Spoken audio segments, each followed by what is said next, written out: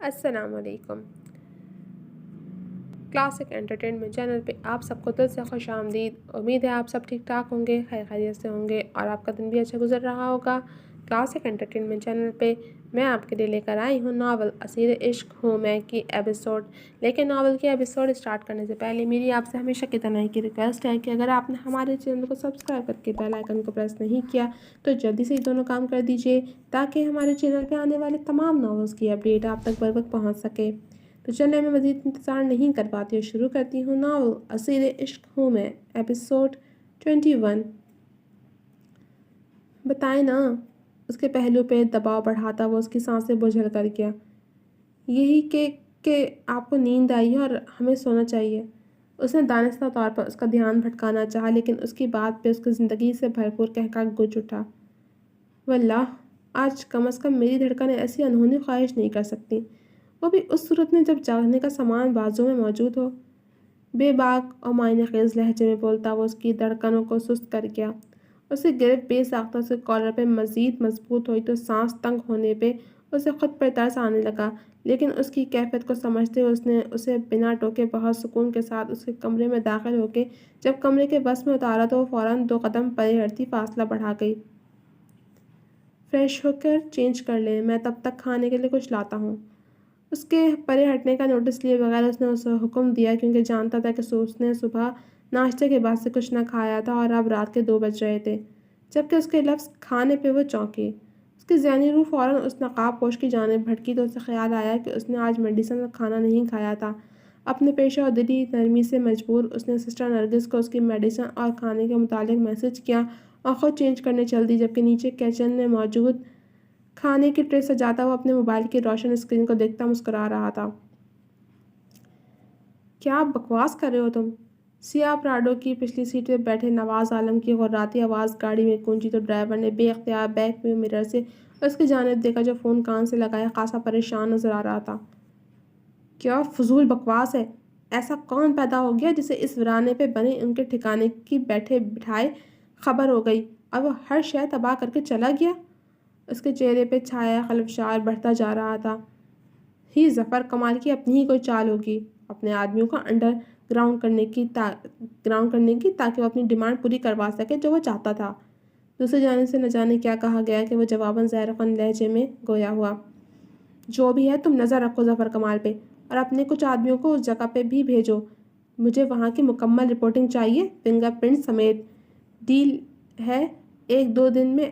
ایسے میں یہ مصیبت وہ سخت کبیدہ خاطر دکھائی دے رہا تھا جبکہ گاڑی ڈرائیو کرتا ڈرائیور سوچ رہا تھا اب کس نے جرأت کی تھی وقت کے فرعونوں سے پنگا لینے کی۔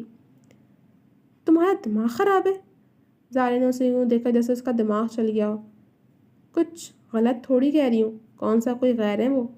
اس کے رد عمل پہ جزبز ہوتی وہ نگاہیں چرا کے بولتی اسے منہ بنانے پہ مجبور کر گئی۔ اتنے کوئی سگے بھی نہیں ہیں، اپنے فضول مشورے اپنے پاس ہی رکھو۔ حد ہے، اب میں اس جلاد کو بیہودہ اداکاری کر کے اپنے حصول کے جال میں پھنساؤں؟ اب بدلہ لوں؟ ناک سکیڑ کے کہتی وہ بڑبڑانے کے سے انداز میں کہتی لیٹنے کے لیے تکیہ ٹھیک کرتی اس لمحے کو کوسنے لگے جب اس نے اسے بتایا تھا کہ شرابگن کیسے اسے اپنی چارمنگ پرسنالٹی سے ٹریپ کرتا ہے۔ یار میری بات سنو، تم خود سوچو، وہ شخص جان بوجھ کے تمہاری اس کمزوری کو ٹارگٹ کرتا ہے تو جب تم خود تھوڑی کوشش کرو گی تو تم خود بھی ان کی کوئی کمزوری جان جاؤ گی اور اس مصیبت سے چھٹکارا پالو گی۔ منتشا اسے یوں روز روز پریشان نہیں دیکھ سکتی تھی تبھی جھنجھلا کے بولی، ہاں وہ تو جیسے تیار بیٹھے ہیں کہ میں تیار ہو کے رومانٹک انداز میں ان سے پوچھوں کہ افغان آپ کی کمزوری کیا ہے اور وہ کہیں تم، اور میں خوشی کے مارے ان سے لپٹ جاؤں اور سارا کھیل ختم۔ وہ اس کے تکیہ کھینچنے پر چڑھتے ہوئے جو بولنا شروع ہوئی تو پھر بولتی چلی گئی، بس یہی تمہیں کرنا ہے اور بات ختم۔ منتشا شریر انداز میں اسے دیکھتے ہوئے بولی تو وہ احساس ہونے پہ خجل ہوتی سرخ چہرہ جھکاتی پھر سے سونے کے لیے لیٹ گئی۔ بکواس نہیں کرو، اس نے کے سے انداز میں اپنا سر جھٹکا۔ زالے پلیز اپنی صحت کا خیال کرو، تم کیوں نہیں سمجھتی شرابگن اور احمد کمپنی کے جھنجٹ میں تم خود کو کس قدر نقصان پہنچا رہی ہو؟ جتنی محنت تم اس رشتے کو ختم کرنے میں صرف کر رہی ہو اتنی ہی محنت تم اس رشتے کو بچانے میں کیوں نہیں کرتی جو تمہارا واحد سہارا ہے؟ منتشا آپ کی سنجیدگی سے بولی تو زالے نے سرد موہری سے اسے دیکھا۔ وہ شخص کسی کا سہارا نہیں بن سکتا۔ اسے اس شخص کے بے رحم الفاظ یاد آئے، وہ تمہارا سہارا ہے۔ منتشا نے اپنے لفظوں پہ زور دیا۔ اس نے سارے دنیا کے سامنے تمہیں قبول کیا ہے، ان کی فیملی تمہیں قبول کرتی ہے، پسند کرتی ہے۔ وہ چاہے جس طرح بھی صحیح، لیکن اس رشتے کو ابھی تک نبھا رہے ہیں، تو تم کیوں ایک ہی دفعہ ان کے کہنے پہ اتنا بڑا داؤ کھیلنے کو تیار ہو گئی؟ یہ سمجھو نا کہ کیوں کر وہ بھیجنا چاہتے ہیں تمہیں احمد کمپنی، کیوں انہوں نے تو فوراً تمہاری بات کو کیش کیا ہے۔ ظالم، پلیز حقیقت پسند بنو اور حقیقت پسند ہو کے سوچو۔ ہم جیسی لڑکیوں کا اس دنیا میں کوئی سگا نہیں ہوتا، نہ ہمیں یوں سارے دنیا کے سامنے اپنانے کا حوصلہ لگتا ہے۔ ایسے میں تمہیں کوئی ایسا مل چکا ہے تو اسے اپنی بے وقوفی میں مت گواؤ۔ منتشا بہت واضح اور بے رحم انداز میں اس کا برین واش کر رہی تھی، جبکہ وہ چپ بیٹھی اسے سن رہی تھی۔ میرا ماننا ہے کہ جو سارے دنیا کے سامنے پوری وقار کے ساتھ آپ کی دلی خواہشات کا خیال رکھتے ہوئے آپ کو اپناتا ہے، وہ ساتھ نبھانے کا بھی حوصلہ رکھتا ہے۔ تو پھر ایسے رشتے کو بچانے کے لیے اگر تمہیں کچھ طبیعت کے خلاف کرنا بھی پڑ رہا ہے تو کر لو نا، کوئی نامحرم تھوڑی ہے، تمہارے شوہر ہیں۔ منتشا کی برین واشنگ بہت آرام سے جاری تھی جب اسے اس کے آخری جملے پر پھر سے اختلاف ہوا۔ شوہر نہیں ہے وہ میرے۔ اسے اپنی گردن پہ بننے والا سرخ نشان یاد آیا تو لہجے میں شاکی پن سا کھلا۔ پھر ایسا کرو کہ آج ہی رخصتی کروا لو اور یہ والا شکوہ دھو ڈالو۔ اس کے انداز میں جلے کٹے انداز میں کہتی وہ اٹھ گئی، جبکہ اس کی بات کا مطلب سمجھتے ظالے کو اپنے جسم میں خون کی گردش ایک دم سے تیز ہوتی محسوس ہوئی۔ استغفر اللہ! اگلے پل وہ سر جھٹکتی تکیے میں منہ چھپا گئی۔ جب وہ دوبارہ کمرے میں داخل ہوا تو اس کے ہاتھ میں کھانے کی ٹرے تھی جو اس نے لا کر میز پر سجائی اور خود اس کا انتظار کرنے لگا۔ اس کا انتظار زیادہ لمبا نہ ٹھہرا اور کچھ لمحوں کے بعد وہ فیروزی کے سادہ شلوار سوٹ میں ملبوس، سفید رنگ کا دوپٹہ اوڑھے، بالوں کی ڈھیلی سی چٹیاں بنائے، اپنے تئیں بہت سادہ سے حلیے میں اس کے سامنے آئی۔ بہت پیاری لگ رہی ہیں آپ مسز زرش عالم۔ ایک جب سے اس کے خوبصورت وجود کو دیکھتا وہ آنچ دیتے لہجے میں گویا ہوا تو اس کی جانب بڑھتی زرشے نے ٹھٹک کر اس کی جانب دیکھا، جس کی خوبصورت آنکھوں کی چمک اسے بتا رہی تھی کہ وہ واقعی دنیا کی خوبصورت ترین عورت ہے۔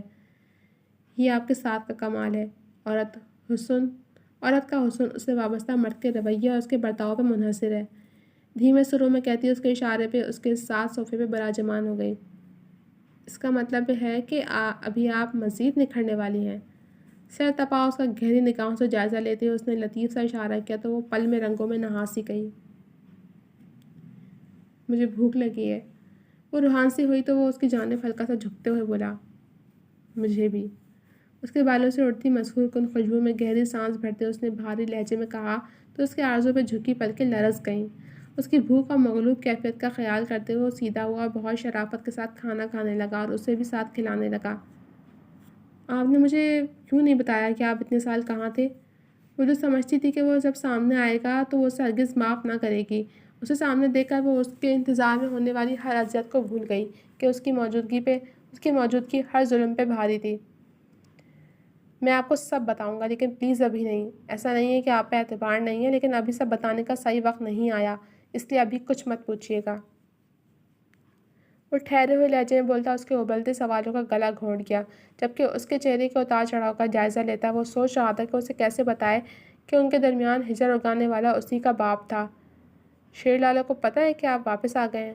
کھانا ختم کرنے کے بعد جب وہ کھانے کے برتن رکھ کے واپس آئی تو ایک خیال کے تحت اس سے استفسار کیا جو اپنی جیکٹ اتار رہا تھا، آپ کے لالہ کو بتائے بغیر آپ تک پہنچ سکتا ہوں؟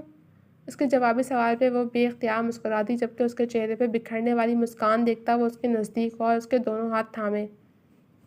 سوال ختم ہو گئے، اب چلیں بیڈ پہ۔ اس کے سادگی سے استفسار پہ وہ خجل سی ہو گئی، لیکن جب وہ اسے لیے بیڈ کی جانب بڑھا تو اس کی دھڑکنیں تیز ہونے لگیں۔ ابھی باتیں کریں؟ اس کے ہاتھ کو کھینچتی وہ گھبرائے ہوئے انداز میں بولی تو اس نے گردن موڑ کے اسے دیکھا جو چہرے پہ بکھرے حیا اور گھبراہٹ کے رنگ لیے اس کے دل میں اترتی جا رہی تھی۔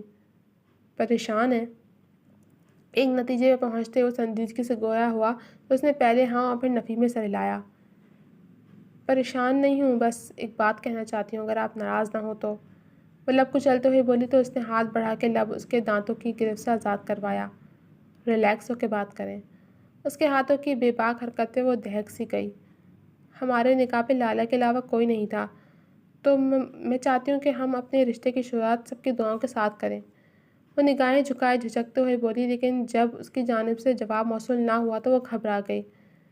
میرا مقصد آپ کو ناراض کرنا نہیں ہے، میں بس یہ چاہتی ہوں کہ میرے اور آپ کے گھر والے بھی جب ہمارے اس کی خاموشی کو محسوس کر کے اس کے الفاظ ٹوٹنے لگے تو اس کے نزدیک ہوا، پھر بے تحاشا نزدیک، اتنا نزدیک کہ زرشے کو محسوس ہوا کہ اس کی پلکیں اس کے رخساروں کو چھونے لگی تھیں۔ اس نے اس کے خوبصورت چہرے کو اپنے دونوں ہاتھوں کے پیالے میں بھرا اور اس کی خوبصورت آنکھوں میں جھانکا۔ آپ بہت انمول ہیں، بہت مختصر انداز میں اسے کہے کو دل پذیر انداز میں مان بخشتا، اس کے ماتھے پر جھکا اور اپنے استحقاق کے پھول کھلاتا اسے تمانیہ سے مسکرانے پر مجبور کر گیا۔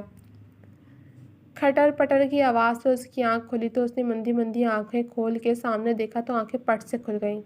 سرخ کلر کی ٹاپ کے ساتھ سیاہ ٹراؤزر پہنے، وہ گھنگھریالے بھورے بالوں کو اسکارف میں باندھے، ہونٹوں پہ شوق کلر کی لپسٹک لگائے اب جھک کے سیاہ ہائی ہیلز پہن رہی تھی جن کی اسٹریپس سرخ کلر کی تھیں۔